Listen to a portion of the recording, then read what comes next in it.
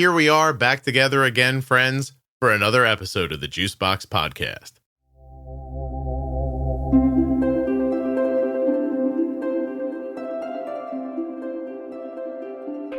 Tess is the mother of 4 children, one of them who has type 1 diabetes. Her kids play a ton of travel sports, and her son's diagnosis was missed by their pediatrician.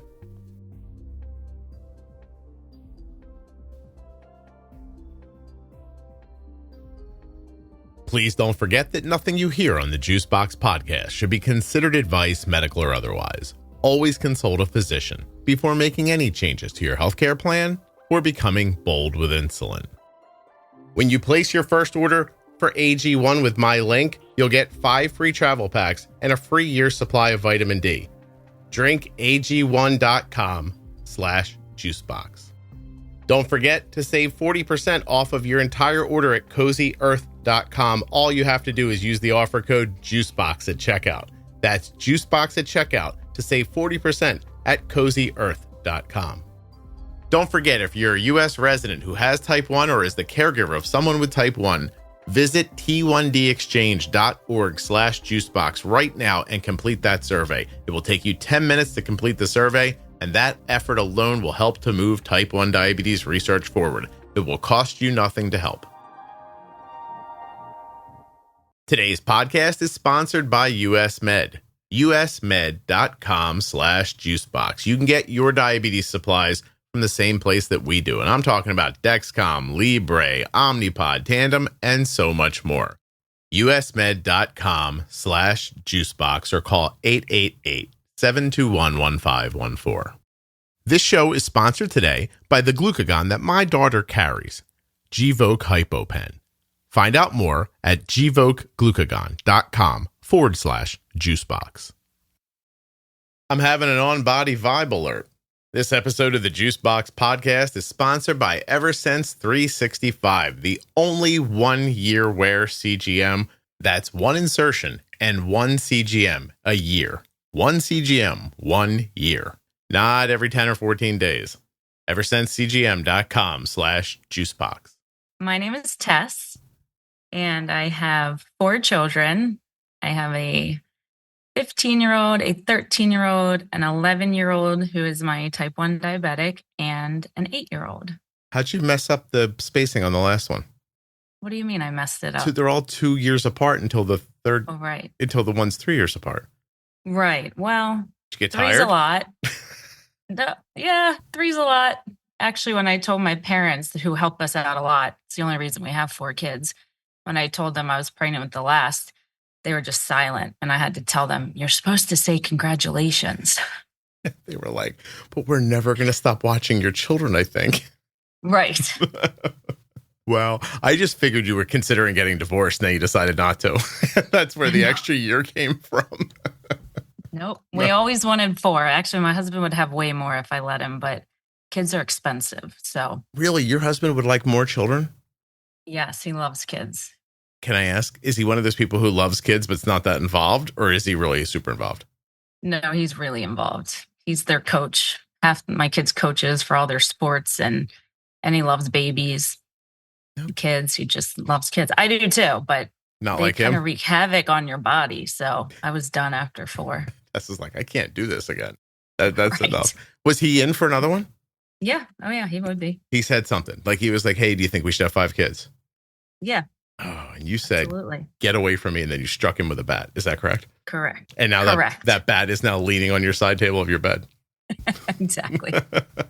It's over for you, buddy. Get back. That's amazing. Well, congratulations on, I mean, I'll do what your parents wouldn't do. Congratulations on your 4 kids.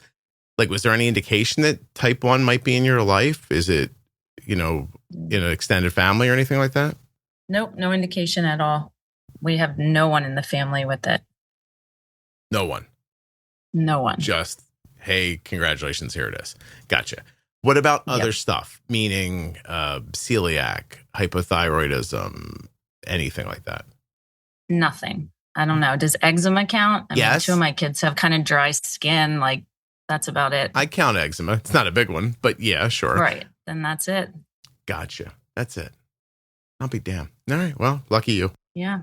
Right. How did it happen? What was the first sign? Because if you weren't looking for it and you don't know about it, I'm interested in how you figured it out. Yeah, his story is kind of interesting. So in June 2020, he was 6 years old, almost 7, and he wet the bed one night. And I was like, well, that's strange. He never wets the bed. So the next night, hey, buddy, you got to go to the bathroom before you go to bed. And he did, but he wet the bed again. Like, all right, this is weird. Mm-hmm. So the next night, all right, you're not drinking anything after 6 p.m. And he did not wet the bed that night. But for the next few weeks, he was wetting the bed like 3 to 4 times a week. And I was like, this is strange. Like, this kid, once he was potty trained, that was it. He hasn't wet the bed, really ever. Maybe the first couple months that he was potty trained at 3. So I decided to call the pediatrician and I made an appointment. And at this point, I had checked with Dr. Google. And of course, Dr. Google will tell you that bedwetting is a sign of type 1 diabetes. I had a friend whose teenage son had been diagnosed about 6 months ago. So I did call her up and just ask. And she said, well, it's very simple. The pediatrician will have you, pee in a cup. And if there's any sugar in his urine, they'll probably send you right to the hospital. I made the appointment. I packed a hospital bag because I really thought it might be that. I didn't tell my son. I didn't want to scare him. So I put it in the back of my husband's car. I sent my husband because he is much better with doctors and hospitals and needles and all that stuff than me. And I was waiting for his call and he called me up. I was out on a walk with my other son who was 3 at that time. My husband called and said, doctor says he looks great. Urine's fine. Vitals are good. And I remember just bursting into tears of joy, like so happy that it wasn't diabetes. I did say though, well, why is he wetting the bed? And the pediatrician had told my husband, well, COVID had just shut down the whole world a few months ago in March, and this was beginning of June. And so the pediatrician had just said, the kids, all their schedules are off. Everything, their whole worlds have been rocked. School's shut down. Everything's shut down. He's probably just wetting the bed because of that. Mm-hmm. So, well, great. I don't have a kid who's a type 1 diabetic. That's wonderful. He's just peeing in his bed, and he's a little too old for that. But okay. Right. But he just, doesn't have diabetes. It's COVID. Yeah. That was like in the middle of the week. And then that weekend we went to the beach for just a little getaway, couple days. And my son was walking towards the water, like in his bathing suit away from me. And I could see every rib in his back. Mm. And I thought, he's a skinny kid. All my kids are thin, but I'd never seen his ribs from the back before. Yeah. And I actually turned to my friend and I said, gosh, just something doesn't seem right. He just doesn't seem well to me. But pediatrician checked him out, said he was fine. So what do I know? I'm not a doctor. I have a friend who's a pediatrician who would tell you he's not a doctor. He's a pediatrician, but go ahead. Interesting. Here's how he told me one day. He goes, my father's not a doctor. He's a dentist. I'm not a doctor. I'm a pediatrician. And I don't know if that's like a professional joke or not, but anyway, I apologize. You're talking to your friend on the beach. Your kid looks very thin. What'd you figure out? Yeah, well, so we go home and he's still, he's kind of wetting the bed, but that was really the only symptom at the time. He didn't have the extreme thirst yet. Well, obviously me seeing the ribs in his back indicated he was losing weight. But he was skinny anyway, so I didn't notice it, mm-hmm. a drastic change. So we get home, my gut just said, he's not well. And so I called the pediatrician again. I called the nurse line, just left a message. It had been 1 week. And I said, he was checked out in the office last week, but he just doesn't seem that well. By now he was asking to take naps, which was very strange for him. He hadn't napped since he gave them up at 2 years old. Right. So he was really tired. The nurse called me back and she said, hey, I talked with the doctor, the pediatrician, if you will. And he said mm-hmm. that everything was fine, but since you're still worried, he'll go ahead and order some blood work just to make you feel better. So she sent the orders over that Friday afternoon, and I went online to make an appointment. And again, diabetes was out of my mind now because, the doctor said it wasn't that. So what was in your mind at that point? I really didn't know. Okay. I really wasn't sure, but I knew something is very wrong with him. And so I went to make the blood work appointment. and it was Friday afternoon. I was going to wait till Monday, and something in my gut said, don't wait till Monday. See if there's appointments tomorrow morning, Saturday morning. So I checked, and there was an appointment. So I booked it online. Saturday morning comes. I send my husband, because again, I don't do that stuff. You know, he's more calm than me with. You wanted with all these kids. Go to the blood work. Exactly. That's his job in this relationship. And so my husband took him, you know, my little 6-year-old going off to get blood work. He was scared, but he was so brave. Mm-hmm. And so my husband called me when he's done. He said, oh, he was so brave. He did such a good job. I'm going to take him to 7-Eleven to get a Slurpee to celebrate how brave he was. So perfect. Yeah, you can imagine what a Slurpee does. That night, my son got very sick. I ended up sleeping with him in his bed, and he was like smacking his lips, and his lips were all dry. Looking back now, he was severely dehydrated. Yeah. And he was waking up to urinate every hour and a half. And I laid there and listened to him peeing, and I could not believe how much urine was coming out of that little body. I thought, how can he be producing this much urine? Yeah. He's tiny. And he just peed an hour and a half ago. And then he was going to the sink and just gulping water. And I knew he was so sick. But again, diabetes was out, 'cause the doctor said. But I laid there that night thinking I should get up and take him to the hospital now. But again, I don't like hospitals. So it would have been my husband's job, and he's not a middle of the night person. So I said, we'll wait till the morning. No one gets sick at night here. We don't let that happen. Right. You can't. You know, I've had people on the podcast who discussed one person was diagnosed as like a baby, and their family found them drinking out of the toilet. Oh, I remember that. Yeah. That's crazy. That's the draw. And then you were restricting his liquid there for a little while. Can you imagine how like thirsty he was and how compliant he was to listen too? That's really, yeah. Okay. I'm sorry. Go ahead. Poor kid. Yeah. Look at you did to him. No, I'm just kidding. Why'd I have a fourth after that? I don't know. Now it's Sunday morning, and now my son's vomiting. I call the pediatricians, obviously closed, but I call the on-call doctor. It's a large practice, so there's many pediatricians there. I leave a message. I explained, he was just seen. It had been exactly 10 days since I had him in the office. He said he was just seen. He checked out, but he's really sick now. I explained what was going on. I explained that he had just gotten blood work yesterday morning, but I didn't know if blood work, came in on Sundays or whatever. Right. So left the message, got a call back within 10 minutes. And it was a different pediatrician than the one I had seen 10 days prior. And she said, I just saw his blood work. His blood sugar is extremely high. You've got to get him to a hospital right away. And she said, and I looked back at his urine sample from 10 days ago, and I'm not sure how my colleague missed it, but there was glucose in his urine back then. Oh. So we've got, yeah. So we got somebody who put their glasses on before they looked at your stuff. That's nice. Good. Did you say, 10 days ago, I tried to tell you all this. Nobody listened to me. Yeah. Well, wait till you hear what happens next. Does it have something to do with you throwing something? Because I can't wait. I'm excited. Go ahead. No. So, of course, I say it's also COVID, so only one parent is allowed to go to the hospital. So guess who goes? Because I don't like hospitals. Right. And I wanted to go to the local one, the county one, because it's just closer. And the on-call pediatrician said, oh, no, you need to go downtown where there's to a big university that has a pediatric endocrinologist, on staff at all times. So she gave me a couple of options. We have some world-renowned hospitals right in our area here on the East Coast. And so I picked the one that I had heard of the most and sent my husband off. And they got there and they said he was a few hours away from the ICU. He did not need to go into the ICU, but I suspect it may be because it's such a big hospital. They have an entire pediatric endocrinology floor alone.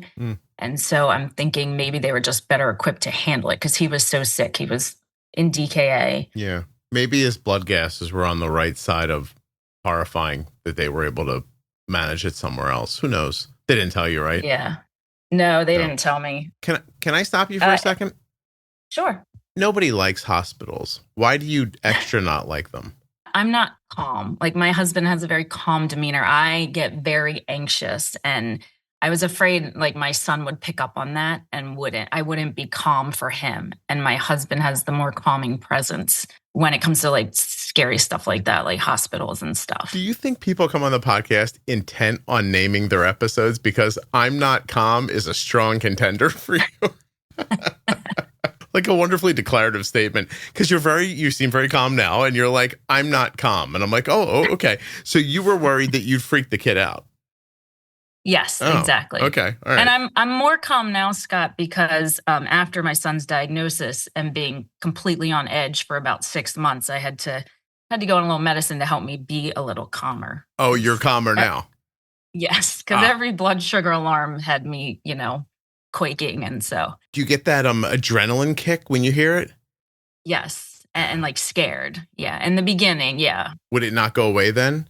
It depended how bad the low blood sugar was. We had some scary lows in the beginning. I see. Okay. We'll hear about that later. Okay. Sorry. Back to the hospital. You and that guy that wanted all these babies are yes. You split up the duties. You've got the 3 sleeping. Did you have only 3 kids at that point, or did you have 4 at that point even? No, I had 4. The fourth one was about 3 years old at that time. Okay, so you're at home with the other. He's at the hospital.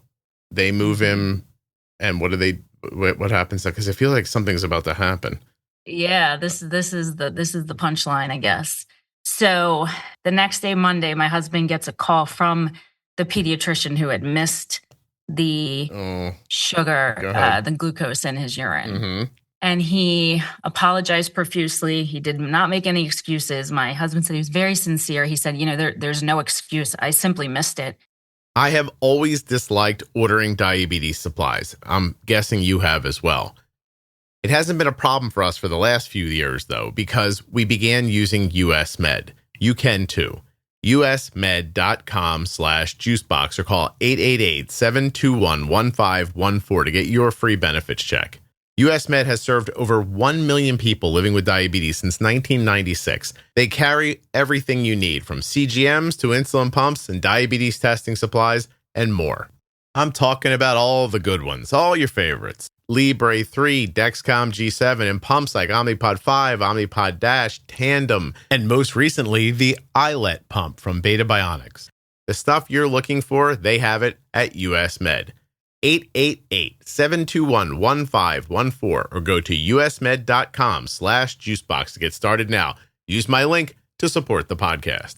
That's usmed.com/juicebox or call 888-721-1514. And I'm so sorry. I was devastated when I heard that you guys were in the hospital with this. And here's the kicker. He said, and I should have known because I'm a type 1 diabetic myself, and I was diagnosed at around 6 years old when I started wetting the bed. I don't know why I didn't think of it. Right? That sounds so familiar. No, I think he's fine. Jesus Christ. Did your husband laugh at him? I think my husband was more pleasant than I would have been. To me, that's even worse. Like, this disease. I know for certain my response would have been, get the fuck out of here. Like, that's exactly what I would have said if you said that to me. Oh, my God. Well, that's crazy, but okay.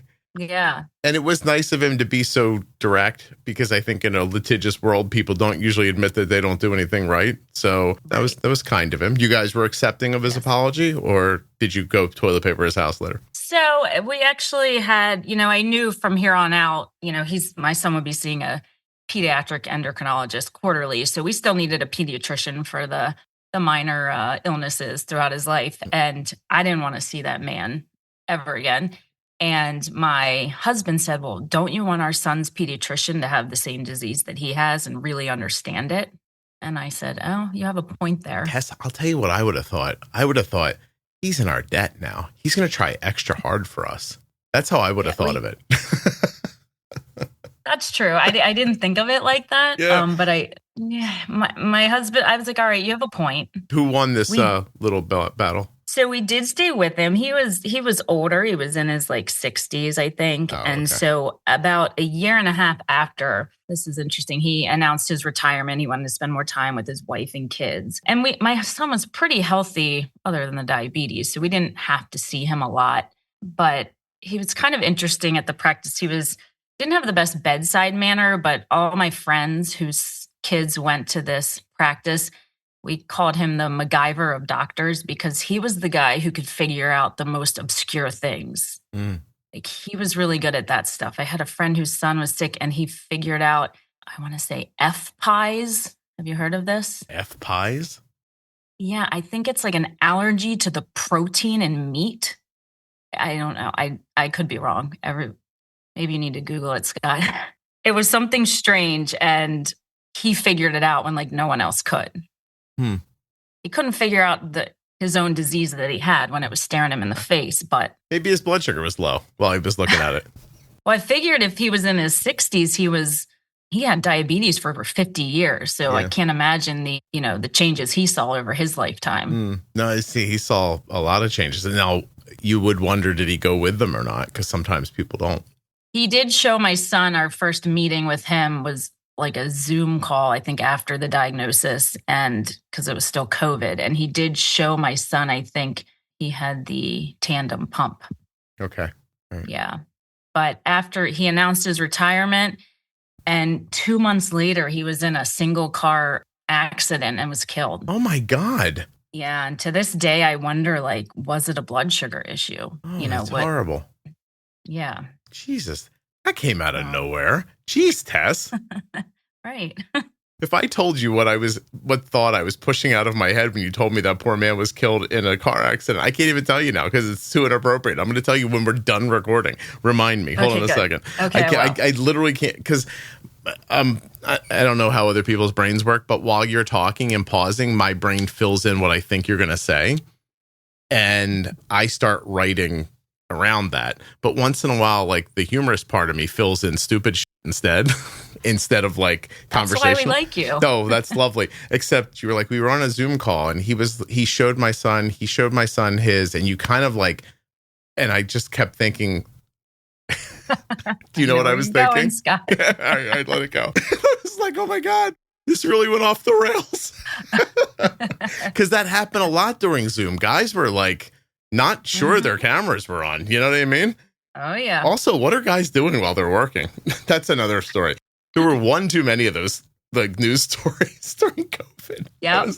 I heard a few. After the first one came out, I was like, all right, now we're all being extra careful now, right? No? Okay. Anyway, I wasn't thinking that. We'll move on. The poor man died in a car accident. That's horrible.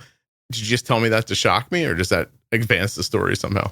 No, that was it. Like, it was a wild diagnosis story for sure. And that was like the culminating event that was like, wow. Jeez. He just retired he had sent a letter to all his patients, I'm going to spend more time with my wife and kids. And it can happen so fast.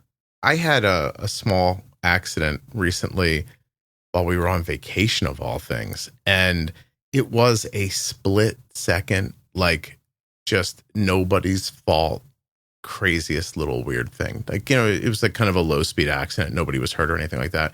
But as I've looked back over it like 1,000 times in my head, I'm like, my God, like it felt like I was like walking and I stepped off a cliff. Like it came out of nowhere. And as it was happening, I'm like, oh, it's too late now. Whatever's going to happen is going to happen. And that's that, Wow. So just really, I mean, I don't want to say life is fragile, but it is. And like the fragility of it it shouldn't be lost. Like I'm going to go home and spend time. Like imagine he was able to retire in his early 60s. He was probably so excited. Maybe he was older than that. Yeah, I don't know. I mean, 60s or 70s, definitely had all white hair, but yeah, it was sad. And I wanted to ask some of the other pediatricians there, but that was their coworker and colleague, and I didn't want to ask what happened. Hey, like what, do you know what? I mean, I found the article online and I just know it was like a single vehicle. So it made me think, gosh, was it related to like a blood sugar or something? Somebody I work with passed away recently. There's part of you that's like, I wonder what happened. And then there's like the common sense part of you is like, do not ask. It's none of your business. You know what I mean? Right. I'm always curious though. I always want to know the details like that. Tess, you're kind of a party. I can tell in the first 20 minutes here. I think you're the mom at the ball field who is a bit of a problem. Am I wrong? This episode of the Juicebox Podcast is sponsored by the Eversense 365. Get 365 days of comfortable wear without having to change a sensor. When you think of a continuous glucose monitor, you think of a CGM that lasts 10 or 14 days. But the Eversense 365, it lives up to its name. lasting 365 days. That's 1 year without having to change your CGM. With the Eversense 365, you can count on comfort and consistency 365 days a year. Because the Eversense silicone-based adhesive is designed for your skin to be gentle and to allow you to take the transmitter on and off to enjoy your shower, a trip to the pool, or an activity where you don't want your CGM on your body. If you're looking for comfort, accuracy, and a 1-year wear, you are looking for Eversense 365. Go to eversensecgm.com/juicebox to learn more. If you take insulin or sulfonylureas, you are at risk for your blood sugar going too low. You need a safety net when it matters most. Be ready with Gvoke HypoPen.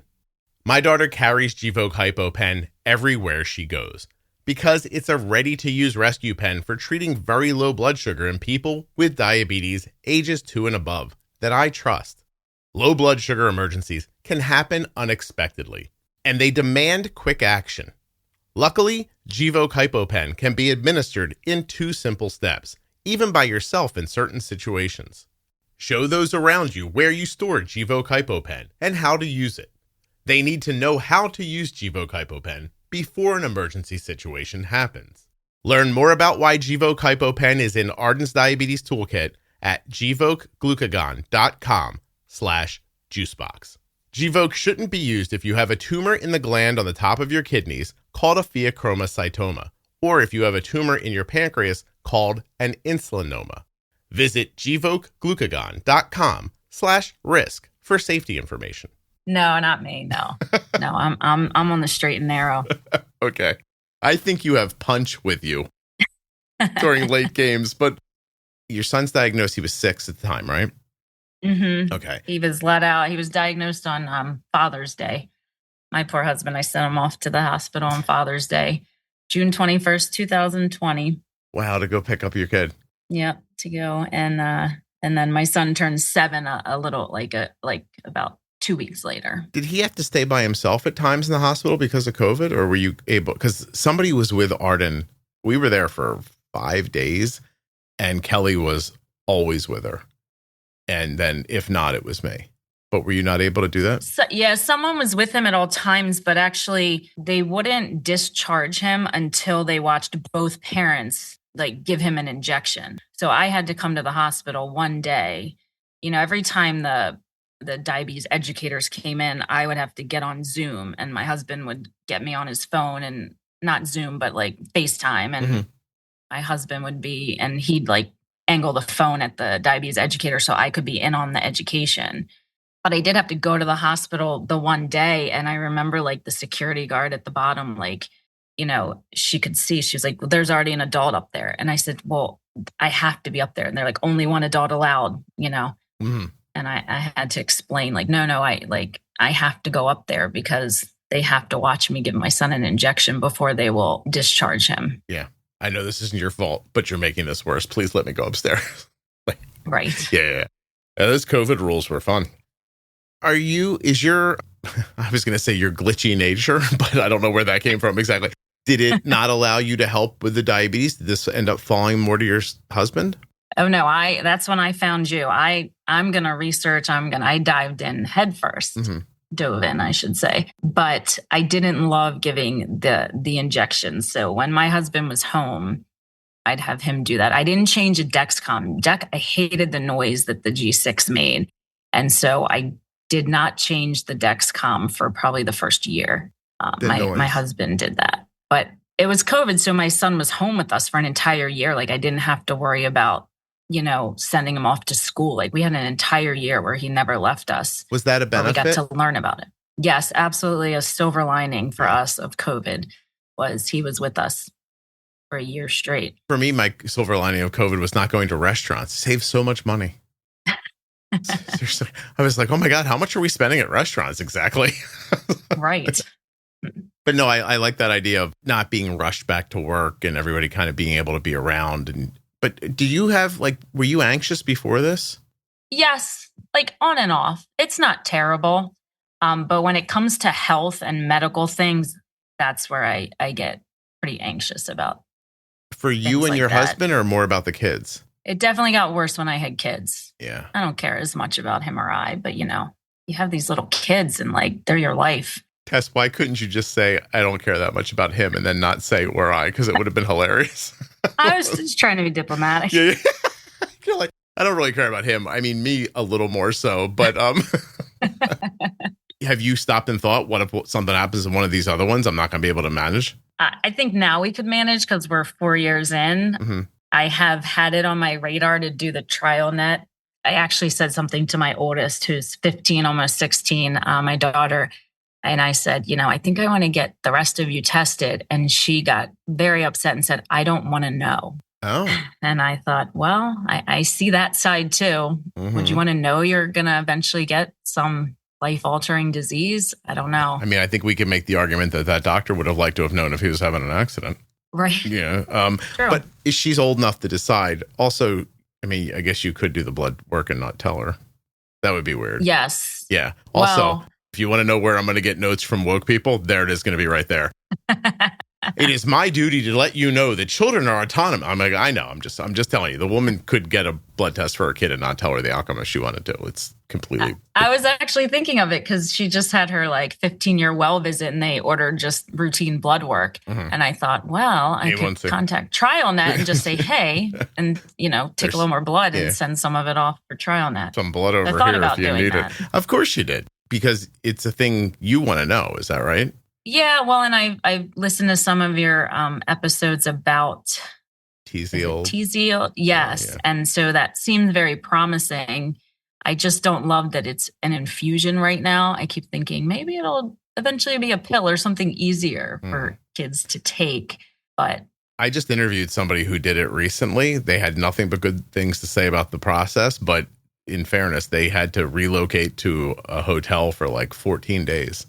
Go in every day and get the infusion. Now, the mom said, this episode's not out yet, but she said one of the silver linings for her was, she's like, my kid is older. I was never going to spend 2 weeks with him the way we did, playing games and hanging out and stuff. And she's like, it was kind of nice. So, you can find a silver lining in a lot of things. Right. But I have to tell you, I'm going to sound like a hypocrite now, but if my 15-year-old told me I don't want to know, I'd say, okay, well, then we're not going to look.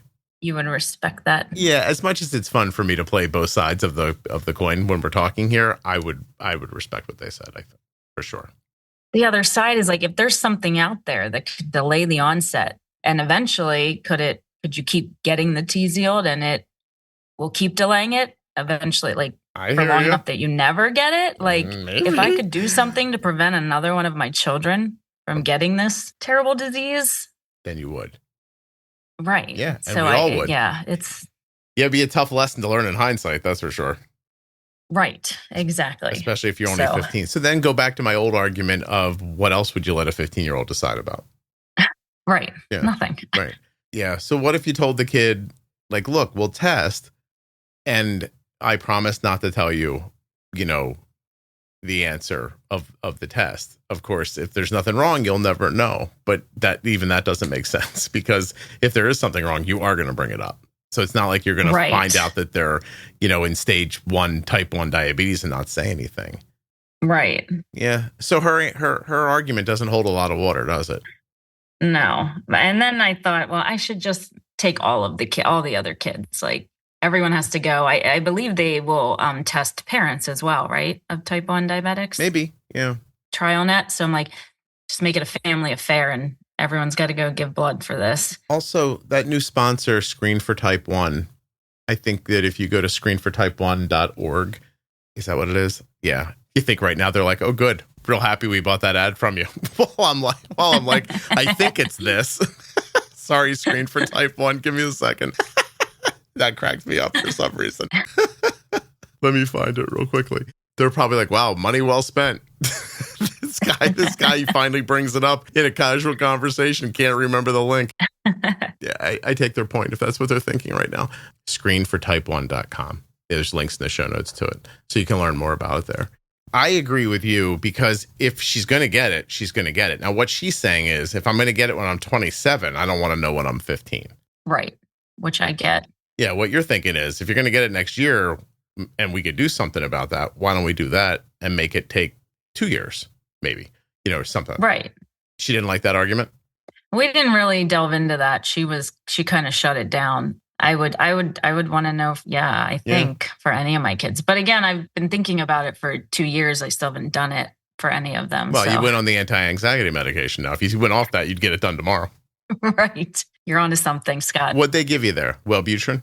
No, I don't even know what it is. It's just, I think it's an antidepressant. Tess, the amount of people who say to me, oh, I take a thing, I don't know what it's called, floors me. It really does. Like, you really don't know what it's called?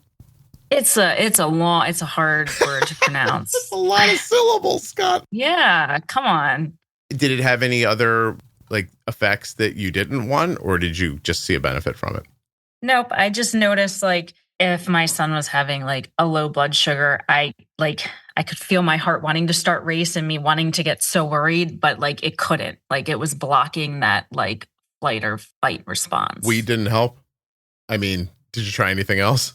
No. No, that was the first thing you tried. Okay. Yeah, it worked. Huh. All right. Well, right on. I'm glad you found something that helps. There's times when Arden's alarm will go off overnight and my wife is like, Arden, is Arden okay? And I'm like, wow, hold on. I'm not even awake yet. Let me figure it out. And then I'll look and I'll say, oh, you know what? It's just a compression low and, don't worry about it. And I go back to sleep and 15 minutes later, I'm like, what is that light? That light is Kelly on her phone because she can't go back to sleep.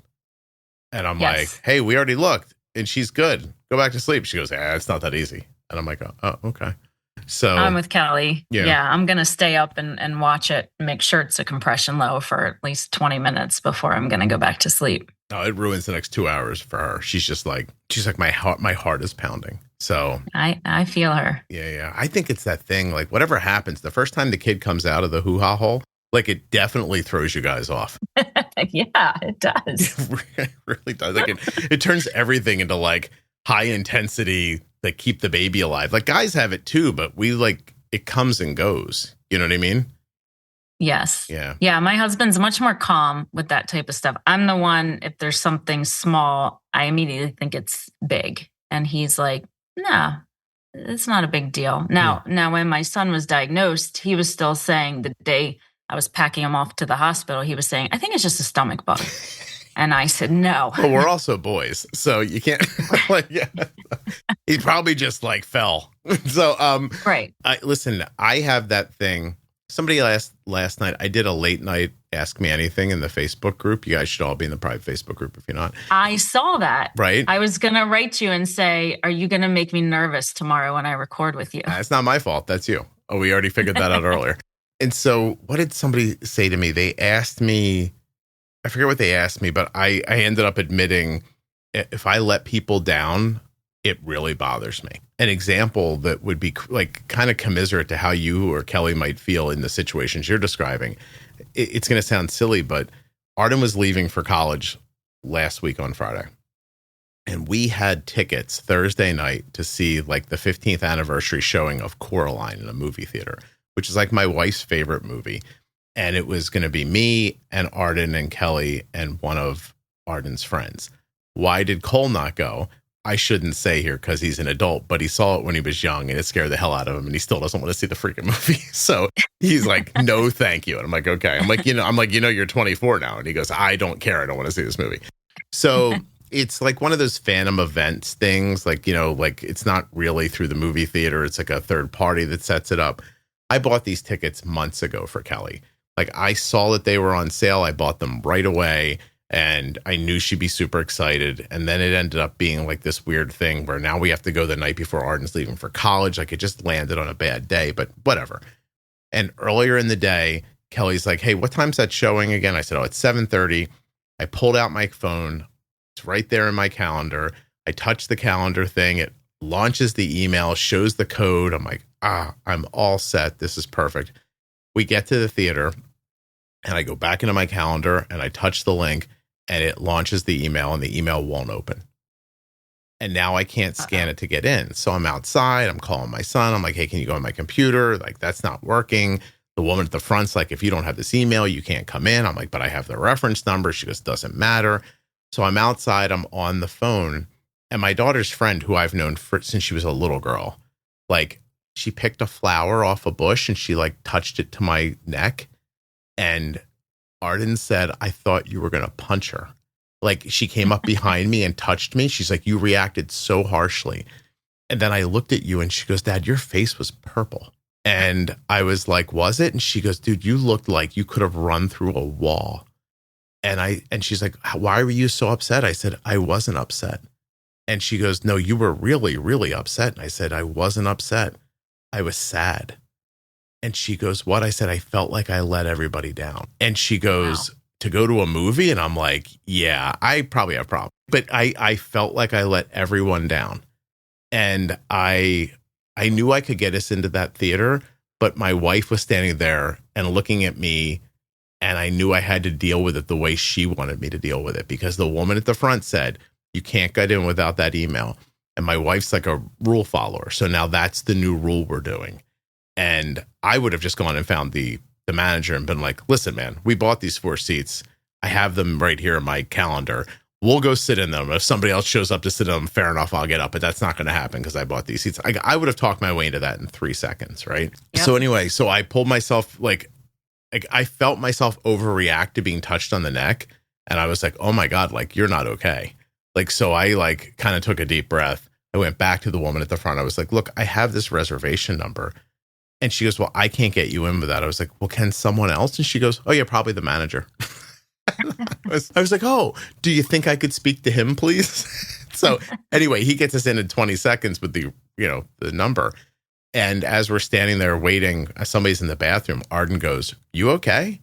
And I was like, yeah, I'm absolutely fine. I know you think I'm upset, but I'm not. I'm not upset. I'm not angry. I was just, I felt like I let everybody down. And she's like, no, man, we're good. And I was like, okay. She goes, we could have just bought 4 more seats and gone in. It wasn't sold out. Anyway, I think that's the closest I can come to understanding what you're talking about. Yeah. Yeah.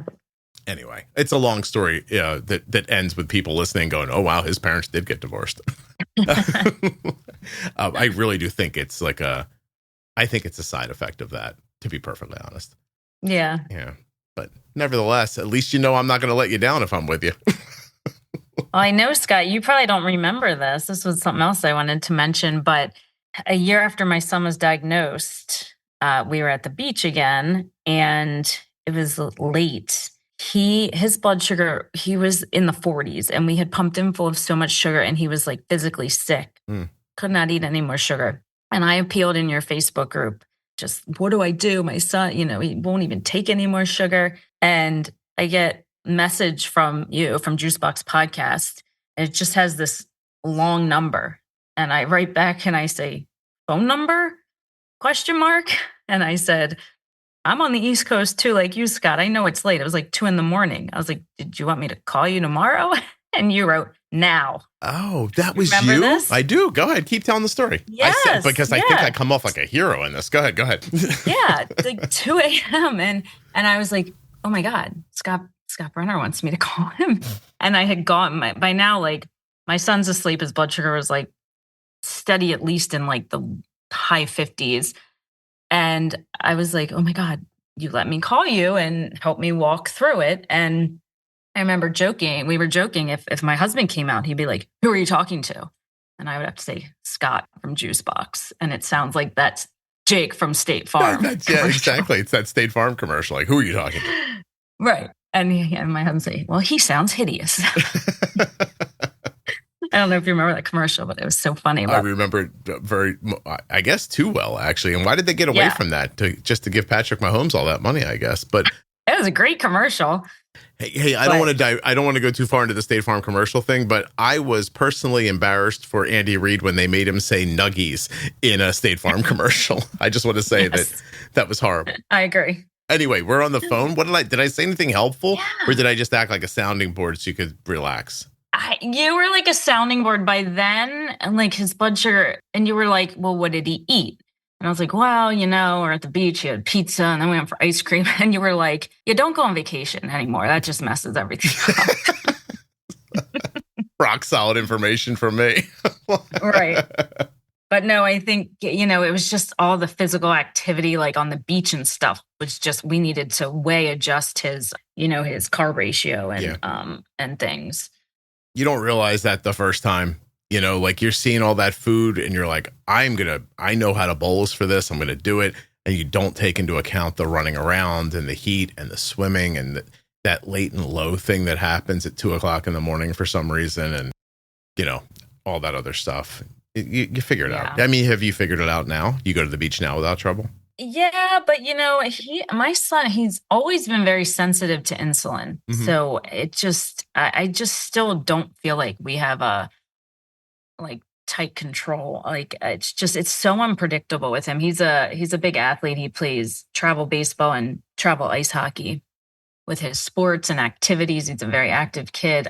It just affects his insulin needs, but it's just so unpredictable. So, I hear a lot of your guests, and after they've been listening to you, their A1Cs are awesome in the 5s or 6s. And we cannot get him. He's right around 7. And I cannot, one time about a year ago, it dropped to 6.9. But I want better for him. What's the management style that you use? He's on the Omnipod 5. And that has helped a lot. He was on the Eros at first, where it wasn't talking to the Dexcom. Mm-hmm. And we struggled a lot still. The Omnipod 5 has helped, but it doesn't seem to be able to keep up with his highs and his lows as well as we'd like. And it's interesting, when we talk to his pediatric endocrinologist, we actually see an NP who is in the diabetes clinic there at the big hospital. And she's always like, no, he's doing great. And I'm always like, I don't think, he's doing good enough. And I imagine she sees so many kids who probably are doing a lot worse. So in the grand scheme of things for her, he's doing pretty well. But yeah, he's doing well. In the Juicebox world, I feel like we can do better, like so many. In a common sense world, I think you're right too, because I just interviewed a woman the other day. She's an adult now, but she said from 13 to 26, she was in double digit A1Cs. And for a couple years had a 14, right? And if you're the doctor who sees that a lot every day, you see a 7 and you're like, lady, I don't know this is perfect. And right. I get that perspective, but you're saying, is there a way for you to help me get just into the 6s even? So I would ask you, what do you think is happening? Is it excursions at meals? Is it highs 2 or 3 hours after he eats? Is he getting low and then you're correcting and then it's popping up? Or where do you think where do you want to trim from when you think of that A1C? He tends to go high at night and the pump can't seem to bring him down. Mm-hmm. And we've adjusted, he has practice between all his sports almost every night of the week. So he eats a meal, before practice, but when he gets home at 8 or 9 at night, he's eating again. Yeah. But the highs happen hours after eating, which makes you think, oh, is it a basal thing? But that's not something you really adjust on the 5. It should be adjusting. It makes me think that if he's eating late at night, then he goes to bed, your digestion slows down, that food sits in his stomach longer and it's pushing his blood sugar up. That's what it makes me think. That makes sense. That happens because if we give him all of it, up front, usually he gets low. He will go low, and then he treats, and then he goes to sleep and goes high. Mm-hmm. So I wonder if we should maybe how high? Between 200 and 250. And how much insulin would fix it? Yeah, that's the thing. It's so unpredictable. One day, 1 unit brings them down 150, and the next time it won't touch it. Does that have anything to do you think, with the density or the fat content of the food he's eating? Do you see what I'm saying? If one day a unit works and one day a unit's too much, is that the difference between a cheeseburger after practice and a ham sandwich after practice? You know what I mean? Is it just a grease and protein thing maybe? I don't think so. We tend to take that into account. Mm-hmm. When we're dosing him. What about activity at practice? Is there any way to track if are you talking about baseball or hockey right now? Both. Both is going on right now. Yeah, it's fall season for travel baseball, and hockey season just lasts forever. How tall is he? He's short. Oh. Tell him not to try that hard. A lot of it's about how tall you are once you get to college. So don't tell him that now. It'll crush him. Right. If I'd have told my kid that when he was your son's age, he would have been like, it doesn't matter. And I would have been like, oh, but it's going to. My first thought was, why don't you try to do, I know it's Omnipod 5, so you can't do an extended bolus, but why don't you do like a 2 bolus thing? Like bolus enough to stop a spike when he eats that late night meal and then wait 90 minutes and bolus the rest of it and see if you can get ahead of that latent high that's sticky with that. I mean, that might work. Yeah, we could try that. Yeah. I think you just have to spread the insulin out a little bit because, with the algorithm, you tell it it's 30 carbs. It goes in. The algorithm doesn't think, 2 hours from now, if you have like a fat or protein rise, I'm going to like treat that. Like it's going to do what it does, right? It does those micro boluses they call it an Omnipod 5, right? They do those little micro boluses. Right. And I mean, really, that's really just a pushing up of the basal, which is not going to cut into like a significant impact if there is one there. So, exactly. Yeah. I find myself overriding the pump a lot and needing to give like a big bolus, but like that defeats the purpose. Like we should be able to get it. Yeah. Now you're awake. Right. Yeah. So maybe that's it. Like spread the carbs out over a longer timeline. Maybe that'll help it. Yeah, we'll try that. Worth a shot. Also, if anyone's listening, I don't know if that's actually going to work or not. I'm just saying, like, it's what I think it's what I would do if I was in your situation. Yeah. Well, thanks. We'll try that. Yeah. Why not? Right. Did your husband just make all these kids to try to get one of them to play a college sport? Is that what's really going on here? Maybe, but the amount of money we're shelling out, all 4 of my kids play 2 travel sports apiece. So the amount of money we're shelling out, I think, is going to end up being the equivalent of the cost of college. Holy hell. What do you guys have? Like an AI startup over there? You making a bunch of money? What's going on? No, we're poor. That's why I had to borrow my neighbors these Apple headphones somewhere, and I had to borrow them from my neighbor. They don't know that. You said that before we started recording. That's right. Yeah. I will tell you, my son said to us once in college, like, because he got a fair amount of money in college, right? And he's like, I saved this much money going to college because I play baseball. And I was like, dude, you don't think we spent that money when you were like younger? Like, what do you think a trip to like, Florida costs? What do you think? Right. What do you think like travel ball costs? Like, I remember travel ball as being like $3,000 a season. And I'm sure it's more than that. His hockey team qualified for a tournament in Canada last year. We can't come. That's what you would have heard from me. We're busy. We went to Canada. You went to Canada. Where'd you go? Sarnia, right up past Detroit. I feel like you're making that up. Isn't that a book where people live in a closet? That's Narnia. Oh, that's probably the same thing. Yeah, no, I would have been like, we're busy that day. Sorry.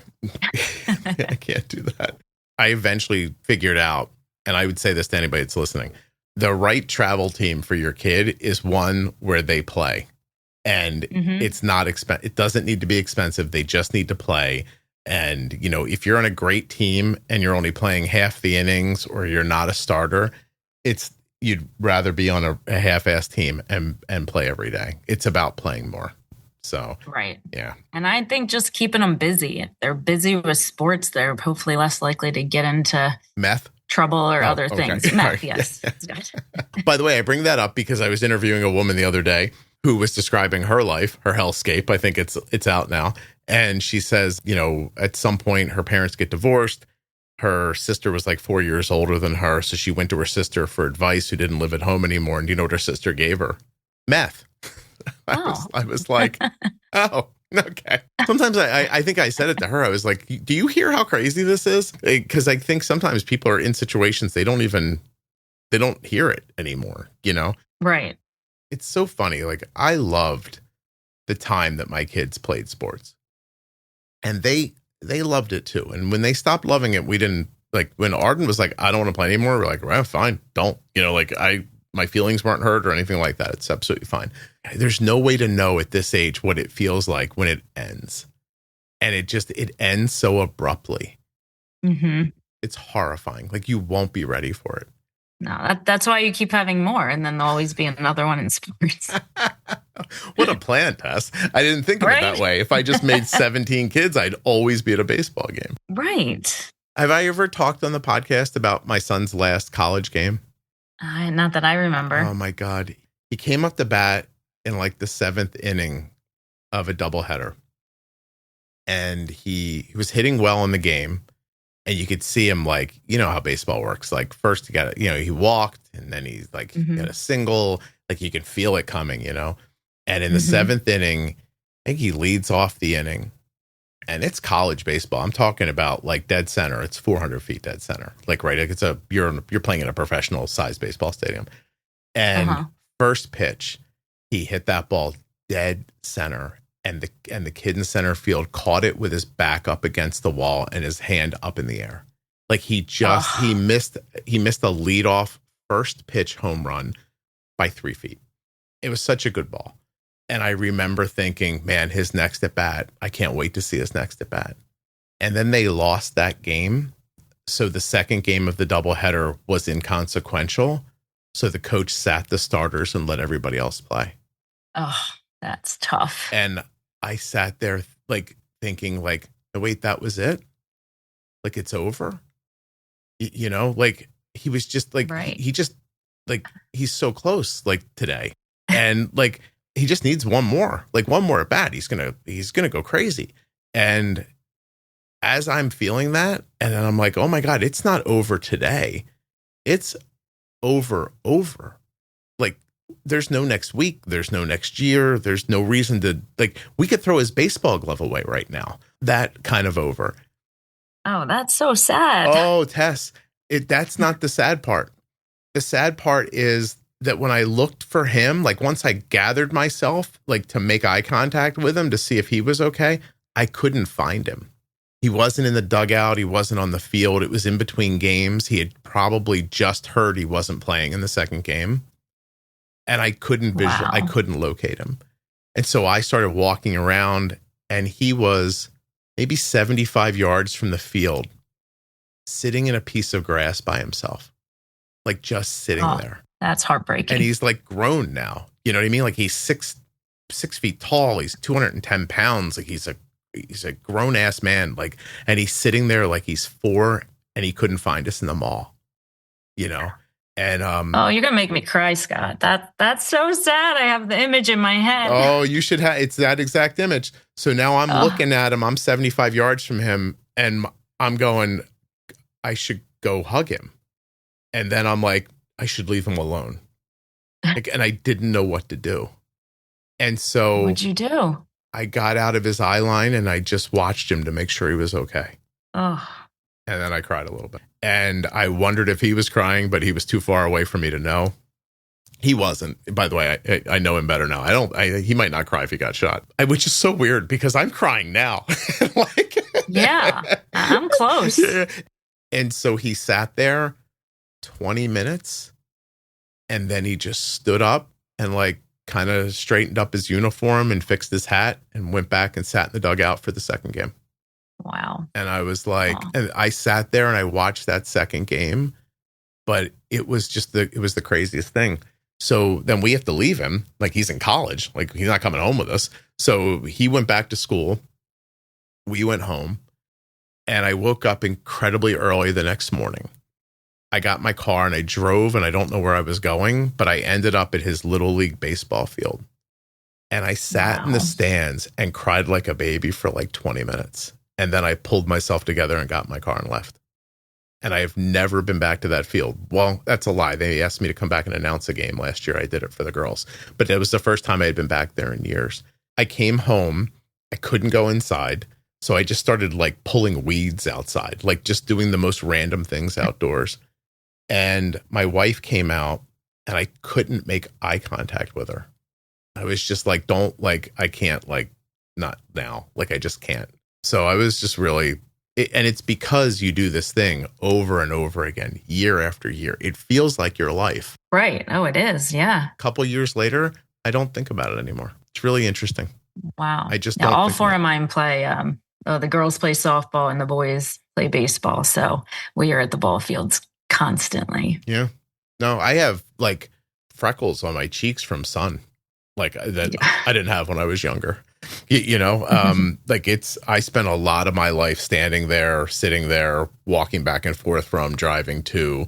I have one thing, like on my desktop, I have the video of his last home run in college.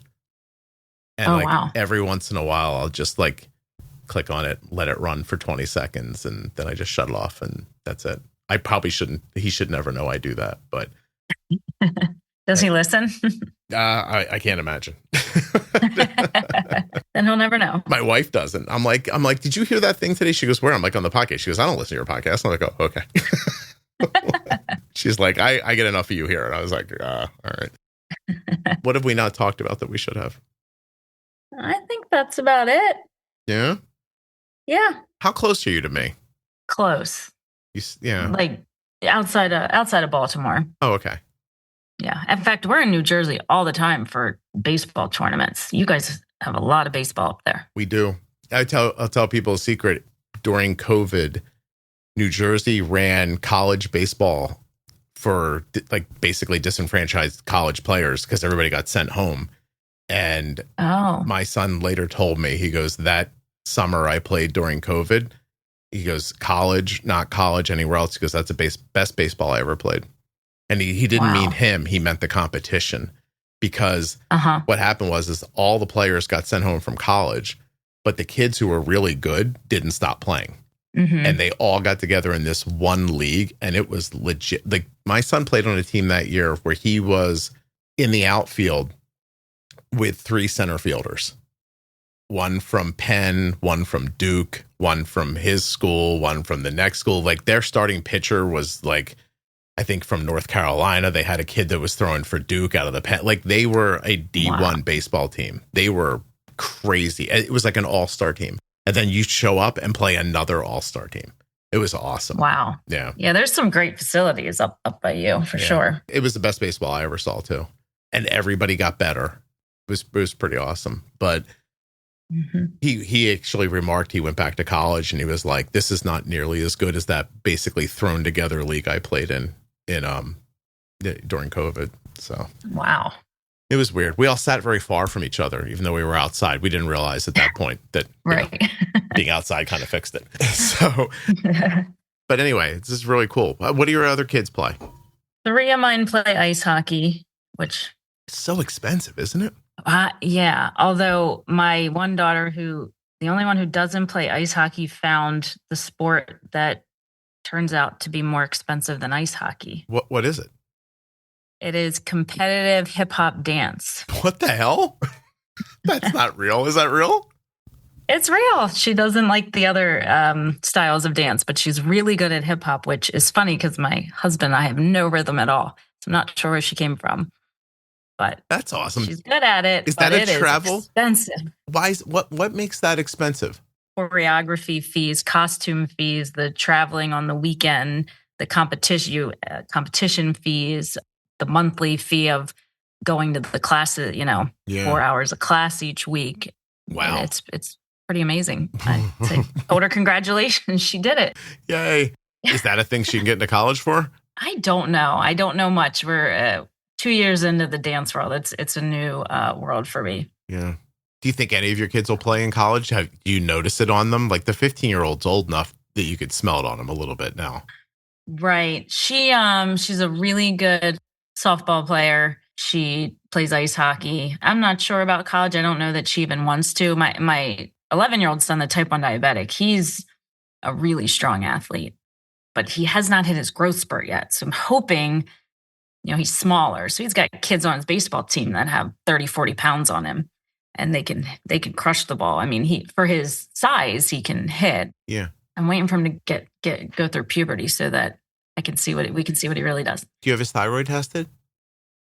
Yeah, they test that. Actually, I wrote it down. They test that like once a year. They do blood work on him once a year. Yeah. What's his TSH? Is that what would say thyroid? Yeah. I don't. Do you have access to it? 1.02. Yeah, it's good. He's good. Yeah. I only asked because when Arden's thyroid was managed, well, she got. I've said this before, but Arden was probably the smallest person in her school, and now she's 5'7". Wow. Yeah, but that all came after her thyroid medication. I wonder if kids, like if my son, I don't know how to explain it, like was his growth stunted or his, like when he went undiagnosed for who knows how long, and now he's just behind, but eventually like maybe he'll catch up. Yeah, I don't know. Like, I don't know like if Arden's thyroid was always an issue, and we just finally figured it out, or if it was an issue around the time she was going to grow, and then it kind of slowed her down. And then when we got it straight, she, picked up speed again. I don't know. Yeah. Although my husband, he's like 6'3" now, but he was always the shortest in his class. He said through middle school. And then he grew like 3 or 4 inches, like in one summer before he started his freshman year of high school. So maybe my son will just be later like him. Yeah. But my other son's taller. He's almost as tall as the 8-year-old's almost as tall as the 11-year-old. How tall are you? I'm 43. Wait, you're 43? Yeah. How tall are you? 5'4" on a good day. Okay, because I said how tall are you, and you told me you were 43, and I was like, I don't understand. Is that metric? She went to Canada one time, and she's using the metric system now. I thought you said how old are you? No, I recognize. I was like, why does he want to know how old I am? I just want to say this. I had to drive through Baltimore 2 weekends ago during that horrible rainstorm, and I almost died. I'm not even kidding. We had to go get Arden's stuff. I'll leave you with this. This seems to be a story episode, so I don't know if I said this on the podcast directly or not. Arden is not going to the Savannah College of Art and Design anymore. And so she came home after her sophomore year, and she said there are a number of reasons why, but I do not want to go back there. At the top of her list were very poor teaching. That was her biggest complaint. She went into one of her core classes this year, and on the first day, the teacher said, I've never taught this before. I've never done it professionally. If you have questions, do not ask me. And then gave them a YouTube link. So that didn't go well for her and many other people. And even though she ended up with a good grade and figured her way through the grade, she doesn't have the skill. And she said, if I go back there without that skill, I will tumble behind very quickly. And she's like, and this is not like an isolated problem. This one teacher, this place is like, I've never seen something go downhill as quickly as I've seen this. I'm going to leave. I'm going to go back to my other option coming out of high school. And she's now at the moment, signed up as a psychology major, but she's looking very closely at pre-law and being an attorney someday. Okay. So she's off at a university doing that now, but she made that decision after she came home from Savannah and her stuff was still in Savannah. So we hustled around. She got accepted to a couple of schools. We figured out which one that she wanted to go to, got her all set up in a very short amount of time over the summer. This was not easy. And then my father-in-law got sick and passed away right as we were going on our first family vacation in 6 years. And we had 2 weeks during that time to retrieve Arden's stuff out of her place, or they were going to trash it because we only had the place to a certain day. So we went on the vacation, buried my father-in-law, came home. Arden got sick. She got strep throat. We doctored her up as best as we could, and then she and I drove down to Savannah and got her stuff. We drove Savannah and back 1,400 miles in about 48 hours. And so, oh my gosh. And then we got home, and then we had 4 days to take her to the next school. So we're coming home from Savannah after all this, pretty exhausted, and the skies just open up. And we're about through DC, which is the worst. Yep. But we're in that gap there. We're coming up on the Baltimore DC thing. And as we're going through Baltimore and all that construction, you just can't see. And so I'm in the left lane at times. One way I drove was there were light poles overhead on the left side. I think I was in the express lane. Yes. And I couldn't see the curb or the lines or anything on the left. So I lined the corner of my car up with the lights over my head, and I kept them on the corner of the car. And there was a ton of pressure because Arden was behind me in a different car driving. Oh, and so that's scary. She's just I crash. She's following me because she doesn't know where she can't see shit either. Right. This goes on for hours. And then it finally stops, or it slows down enough. And we're like, oh my God, I can't believe we're alive. We stopped and regrouped. And we were like, I can't believe we didn't crash. We were doing putting down our sun visors to limit our field of view so our eyes wouldn't get distracted by the rain as much. We were using all these little internet tricks, staring at the road. It was really insane. Wow. And we drove about an hour or so, and it was all good. Then we got to the Delaware, which is that Delaware Memorial Bridge, maybe. Yeah. Yep. And it's just crystal clear as we're like 2 miles off the bridge. And I called her and I was like, hey, it looks good. Like, let's speed back up and get home because it was getting late, you know? I swear to God, as I hung up the phone, the sky opened up again. And by the time we were on the bridge, there was air, the wind was blowing. Everything was going sideways. The cars were getting pushed. We were going 15 miles an hour. There was standing water. People were giving up and pulling over. You could not see anything going over the bridge. But I called her and I was like, do you want to stop? And she goes, just keep going. And I was like, okay. I said, can you see anything? She goes, I can see you. And I was like, oh, great. So this is on me. And so so we're going over the bridge and she goes, whoa. And I'm like, what? She goes, I thought the car was going to blow off the bridge. And I was like, oh, okay, great. This went on for like 45 minutes. It was insane. And you couldn't see. But just as I said to her the second time, I'm like, there's an exit coming up. Like we got over the bridge. I'm like, do you want to get off the road? And she goes, I don't think this is ever going to stop. I think we should keep going. So we kept crawling along. And then it ended. It was just over. And I called her back and I said, this is going to sound counterintuitive to how I usually talk to you. I'm like, but drive as fast as you can. I was like, because I said, this is it's to the west of us. And I was like, and I think we have to beat it or this is going to happen again. I actually think we're better off driving insanely fast than letting this rain get to us again. So then we raced the rain for like the last hour back through New Jersey. It was really crazy. Sounds like a fun trip. It wasn't. I literally, like, it was the first time in a while. I was like, oh, this is it. I'm going to die. And it's going to be my fault that Arden follows me right along into a concrete wall or something like that.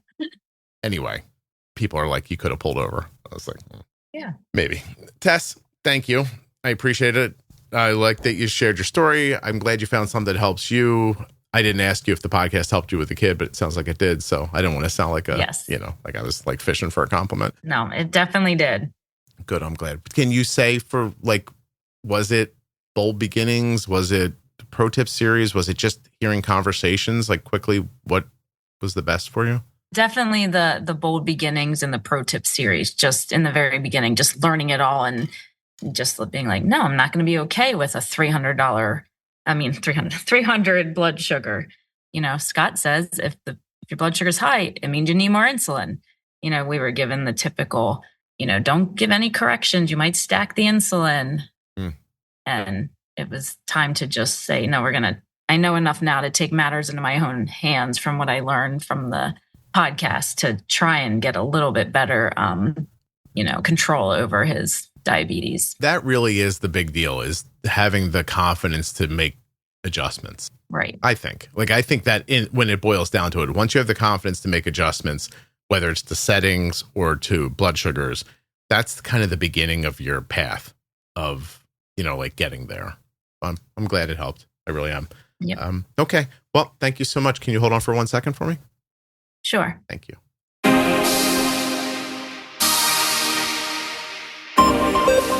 The conversation you just enjoyed was brought to you by US Med.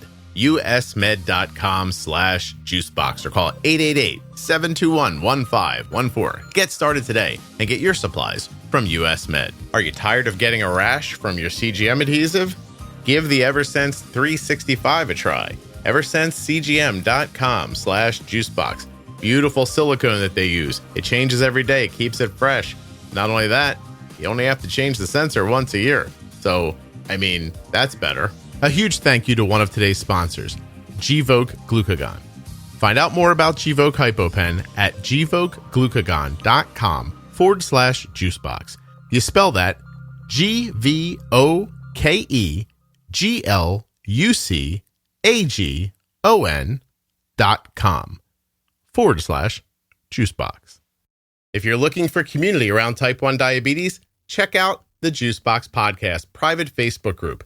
Juicebox Podcast, type 1 diabetes. But everybody is welcome. Type 1, type 2, gestational, loved ones, it doesn't matter to me. If you're impacted by diabetes and you're looking for support, comfort, or community, check out Juicebox Podcast, type 1 diabetes on Facebook. I can't thank you enough for listening. Please make sure you're subscribed or following in your audio app. I'll be back tomorrow with another episode of the Juicebox Podcast. The episode you just heard was professionally edited by Wrong Way Recording. wrongwayrecording.com.